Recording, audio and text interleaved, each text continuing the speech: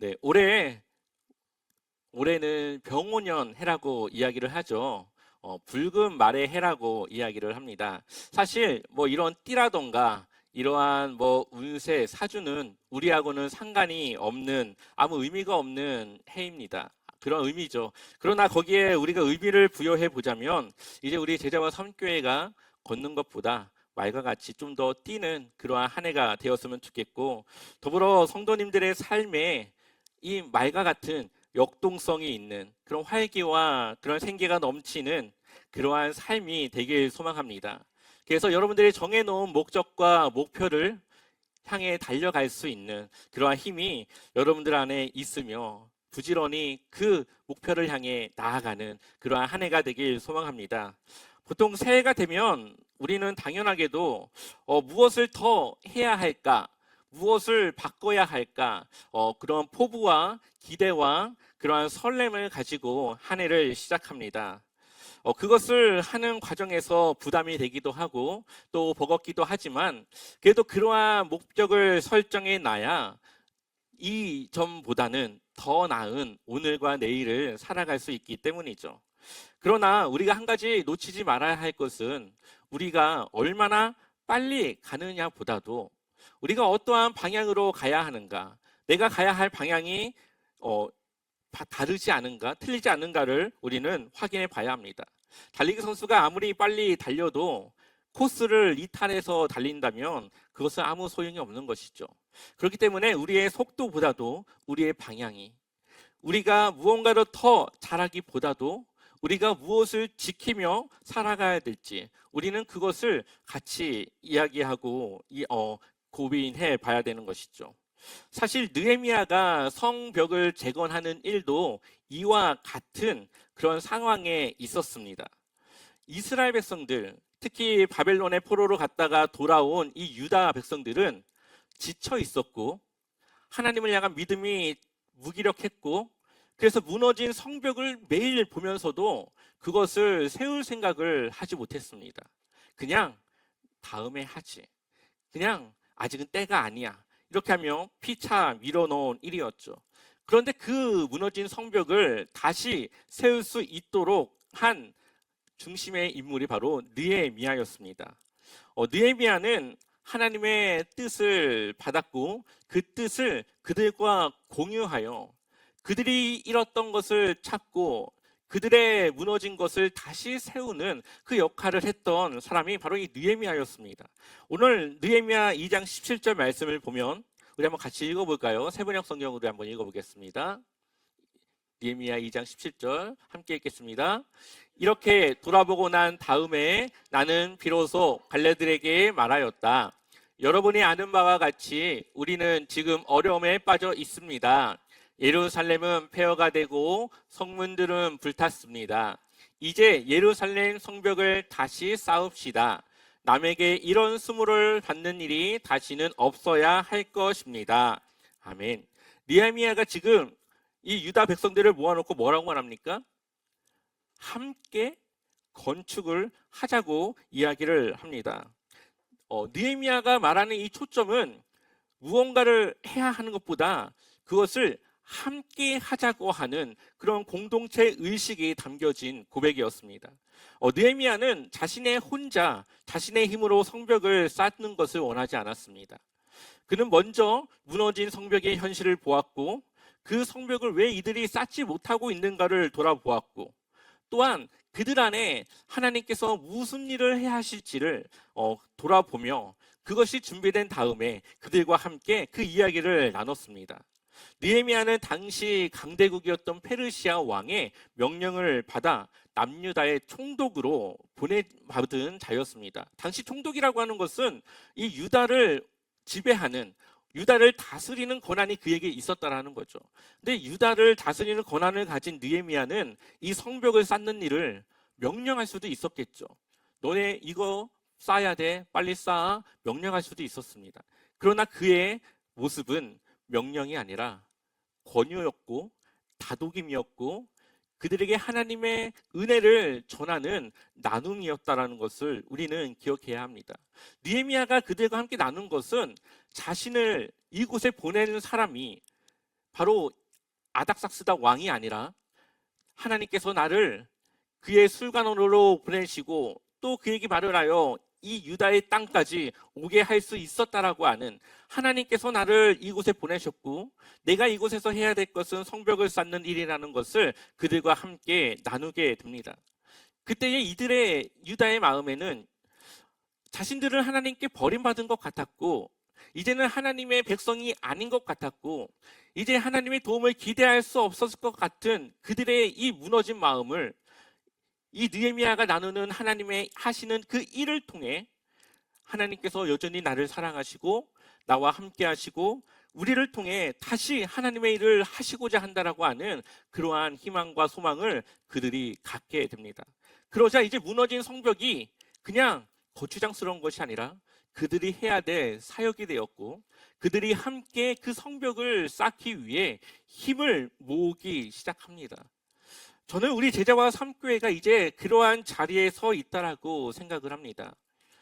우리가 교회를 위해서 무언가를 할 때 우리가 무엇을 잘할 수 있을까? 이것에 대한 질문보다도 우리는 어떤 길을 함께 걸어가야 할까를 고민해야 된다라고 생각을 합니다. 그러한 고민의 답을 향해 우리가 올해 나아가고자 합니다. 그것에 대한 세 가지 우리의 사역의 방향을 함께 나누고자 합니다. 첫 번째는 소그룹 나눔을 통한 회복과 치유입니다. 느헤미야가 유다 공동체의 마음을 바꾼 것은 느헤미야가 말을 잘해서도 아니고 그가 뭔가 특출난 실력이 있어서도 아니고 그저 하나님께서 나에게 하신 그 일을 그들에게 나누었고 하나님께서는 그 유다 공동체하고도 함께하고 싶다라고 하는 그 마음을 나누었을 때 그들의 마음이 회복되고 그들의 마음에 다시 한번 일어서고자 하는 힘이 생겼던 것을 보게 됩니다. 이제 우리는 느헤미야와 같이 나누는 그러한 삶으로 그러한 나누는 사역의 방향으로 나아가야 합니다. 그렇다면 그 나눔을 통해 하나님께서는 우리의 입술과 우리의 나눔을 통해 필요한 이들의 마음을 변화시키시고 그들의 무너진 마음을 회복시키시며 그들의 상처받은 그 마음을 치유하시는 역사가 일어나게 됩니다. 이런 얘기를 하면은 마음에 막 부담이 되죠. 내가 그것을 할 수 있을까? 나는 말도 잘 못하고 나에게는 그러한 능력이 없는데 내가 잘할 수 있을까? 하지만 그 일을 하시는 것은 우리를 통해 하나님께서 우리 안에 성령께서 그 안에서 역사하시는 것이지 우리가 무언가를 잘한다고 해서 우리의 힘으로 그 일들이 이루어져 가는 것은 아닙니다. 그렇기 때문에 우리는 그 나눔을 통해 우리의 진실한 마음과 우리의 회복된 마음을 함께 나누면서 나에게 일어난 그 일들이 이제 하나님께서 다른 이들에게도 하실 것이라는 것을 하실 것이라고 하는 기대와 그러한 희망을 우리는 함께 그 나눔을 통해 전하게 되는 것이죠. 그래서 우리가 함께 나눌 앞으로의 그 소그룹 모임은 삶의 무너진 구간을 함께 세워가는 그러한 자리가 될 것입니다. 그곳에서는 나의 아픔을 숨기지 않아도 되고 나의 약함을 정직하게 그 공동체 안에서 고백하여서 그것이 나의 약점이 아니라 함께 그것을 놓고 기도하며 나누며 하나님의 사역을 위한 그러한 일들로 사용되게 되겠죠. 그곳에서 일어난 회복은 이제 또 다른 이들의 회복이 되어질 것이고 그러한 회복을 통해 하나님의 일하심을 우리 모두가 경험하게 될 것입니다. 때로는 내가 느헤미야와 같이 하나님의 말씀을 전하기도 하고 때로는 내가 유다의 공동체와 같이 누군가의 말을 통해 회복의 시간을 갖기도 할 것입니다. 앞으로 우리는 그러한 소그룹의 나눔을 통해 그러한 하나님의 은혜를 전하기도 하고 공급받기도 하는 그러한 나눔의 장을 함께 나눠보고자 합니다. 두 번째는 함께 참여하는 예배입니다. 느헤미야를 중심으로 성벽을 쌓는 것은 누군가에게만 주어진 일이 아니었습니다.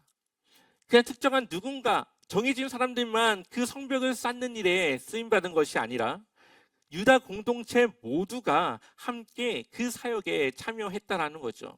어떻게 보면 그들이 성벽을 쌓는 것은 단지 성벽을 쌓는 일이 아니라 하나님 앞에 예배를 쌓는 일이었다라고도 볼 수가 있습니다. 왜냐하면 무너진 성벽을 통해 적들이 들어오는 것을 막고 이제는 그것을 관리하고 하나님의 그 테두리 안에서 살아가는 그 삶을 그들이 결단했기 때문이죠. 이제는 우리는 그러한 예배의 자리로 우리는 나아가게 될 것입니다. 또한 예배는 담임 목사 한 사람을 통해 이루어지는 예배가 되어서는 안 됩니다. 모든 성도가 하나 되어져서 그 예배 가운데 동참하는 예배가 되어져야 하죠. 예배의 대상은 하나님이십니다. 우리 모두는 하나님을 예배하기 위해 이 자리에 나왔습니다.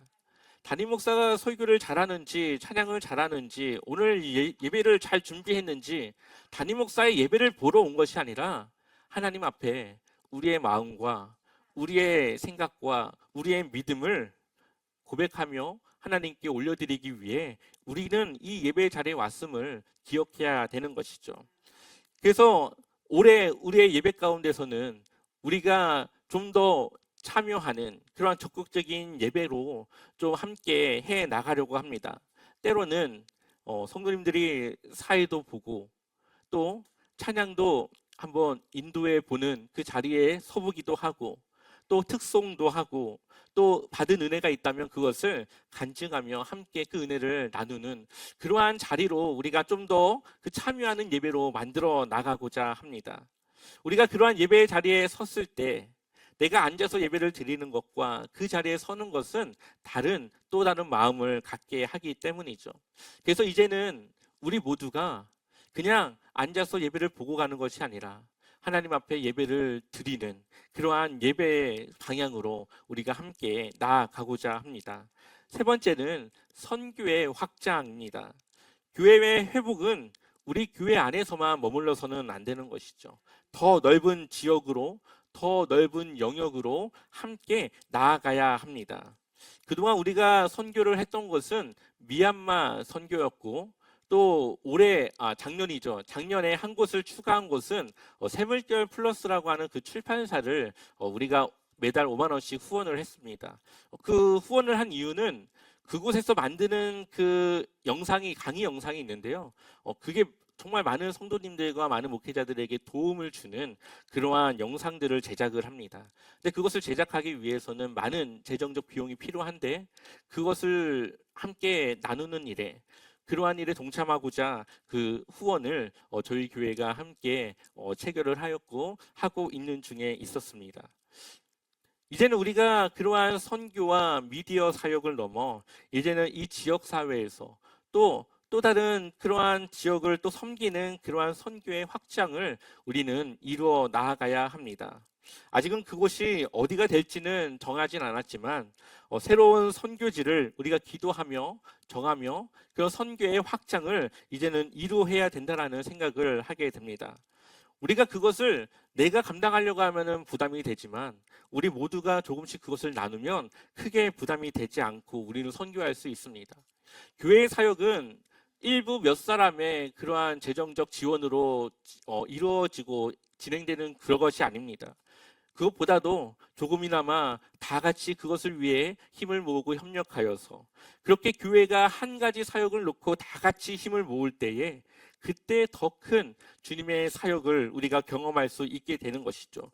문제는 우리의 마음이 어디에 있느냐인 것입니다. 그래서 우리의 마음이 정말 주님의 나라를 세우고 주님의 귀한 복음을 전하는 일에 함께 세워져 있다면 우리가 함께 이 사역을 위해 동참할 수 있을 것이라는 생각을 하게 됩니다. 그것을 위해서 우리가 이제 주일 예배 후에 소그룹 모임을 가질 예정에 있습니다.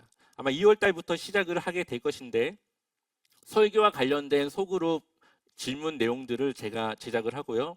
그것을 가지고 이제 세워진 리더와 함께 그 소그룹을 가질 것입니다. 그곳에서 나눠진 내용을 함께 공유하며 그 은혜를 나누는 시간을 갖게 될 것인데요. 아마 처음부터 나눔이 잘 되진 않겠죠. 하지만 그러한 나눔의 시간들을 통해 더 깊어지고 더 진실되고 신뢰가 쌓는 그러한 나눔이 되게 될 것입니다. 또한 수요 특강 시작하기 전에 그날 하루 큐티의 말씀을 어떻게 묵상했는지 또 어떻게 오늘 하루를 살아왔는지 어떻게 그 마음을 지키고자 했는지 좀 그러한 나눔을 먼저 하고 수요 특강을 시작하려고 합니다.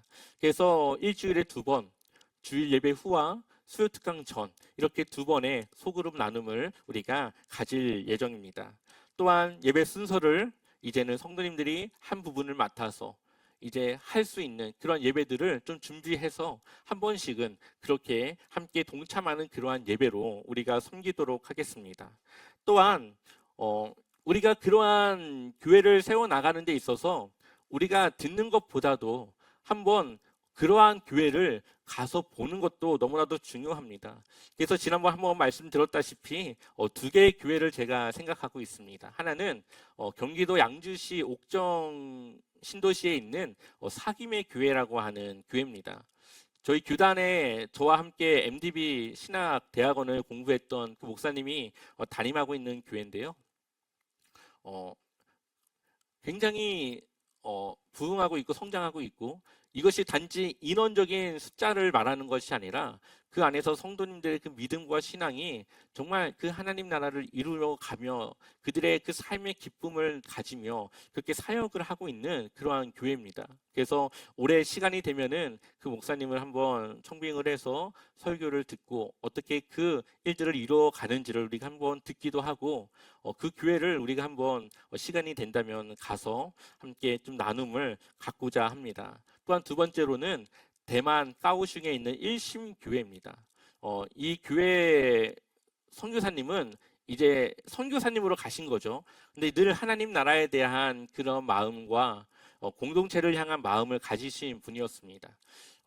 저희 학교 이제 선배시고 제가 사역을 했던 그 교회 담임 목사님의 동기셔가지고 한번 뵌 적이 있었는데, 이 질문 자체가 너무 다르고 정말 그 교회 성도들의 그 열정이 너무나도 대단합니다. 선교지에 있지만 선교를 하고 있는 교회고, 정말 누군가가 오면은 그 사람을 너무나도 극진하게 대접을 하면서 정말로 주님의 그 복음을 전하는 일에 너무나도 열심히 하고 있는 그런 교회입니다. 그래서 저희가 그런 교회 탐방과 비전 트립을 통해 한번 이 대만 까오슝 일신교회를 한번 탐방을 할 수 있는 기회를 가져서 그곳에서의 그러한 사역을 보고, 또 우리가 그러한 섬김을 받으면서 이제 우리가 어떻게 또 섬기고 해야 될까를 우리가 경험하는 그러한 시간을 좀 가졌으면 합니다. 그래서 우리가 이러한 방향으로 올해와 또 앞으로의 그러한 교회 사역을 우리가 함께 만들어 나가는 그러한 시간을 갖도록 하겠습니다. 그래서 우리가 늘 하나님 나라를 나누었고, 우리가 지식적으로는 하나님 나라를 이해하고 있지만 그것을 어떻게 섬기고 어떻게 이루어 가고 있는지를 우리가 함께 보면서 그렇게 했으면 좋겠습니다. 이것은 프로그램을 배우러 가는 것이 아니라 그들의 마음을 우리가 경험하고 함께 그것을 공감하고 나누는 그런 시간을 원하는 것이지요. 느헤미야 2장 18절 말씀 한번 읽어볼까요? 느헤미야 2장 18절 함께 읽어보겠습니다. 또 그들에게 하나님의 선한 손이 나를 도우신 일과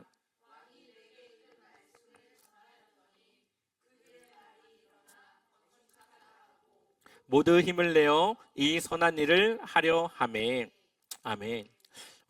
매년 새해가 되면 교회 그 사역에 대한 기대가 있습니다. 왜냐하면 저희 교회는 처음에 카페에서부터 시작을 해서 조금씩 성장을 해왔고, 작년 1월 달에 이 자리로 또 옮기면서 그러한 여러 가지 그러한 사역의 성장에 그러한 시간들을 가졌기 때문이죠.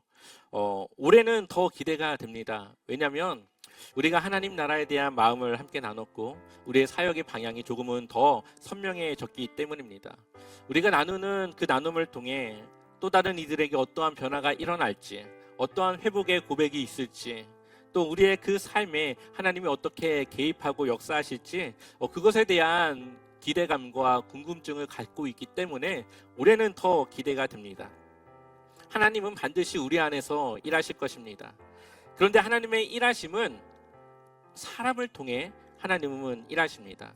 하나님은 여기 계신 우리 모두를, 바로 나를 통하여 사용하길, 일하시길 원하시죠. 내가 그것을 할 수 있느냐 없느냐가 아니라 그 일을 위해 내가 하나님 앞에 헌신할 수 있느냐 없느냐의 문제입니다.